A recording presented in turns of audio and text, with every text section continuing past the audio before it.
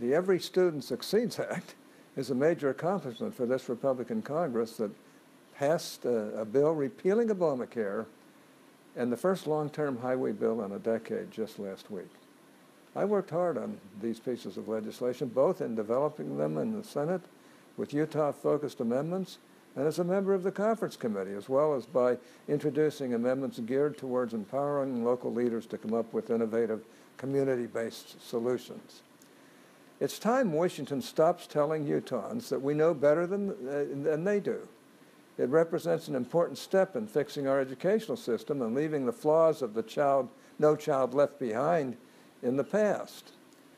The Wall Street Journal has called this bill the largest devolution of federal control to the states in a quarter century because it returns decision-making authority to states and local leaders to choose their own standards, assessments, and accountability systems.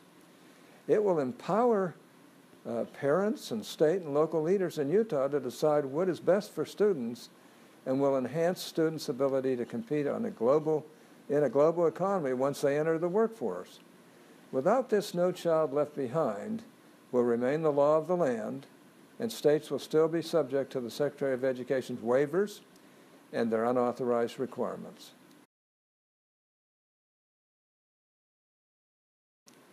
We have a broken system. We know we have a broken system. We also know that this bill does a great deal to fix that broken system. We also know further that once we pass this bill, our work will not be over. Utah students and teachers need us to make the repairs we can as soon as we can. I believe the significant improvements we make in this bill are worth fighting for to give Utah students a better chance for a brighter future. But let's face it, if we don't pass this bill, we're going to be stuck with No Child Left Behind, which allows the federal government to interfere with state education.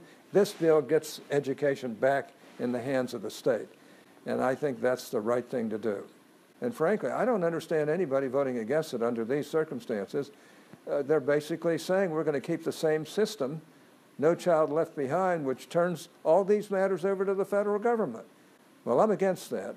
I'm for making sure that our state controls education for our young people in elementary and secondary high schools, and even in college, for that matter. But the fact is, this bill is a pleasant, wonderful change compared to what we've had under No Child Left Behind.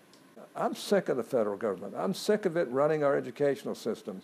And this will go a long way towards removing them from that process and giving our Utah leaders control over education. Look, a vote against this bill is a vote to keep No Child Left Behind and the federal government in control of our elementary and secondary education. My gosh, why would we want to do that?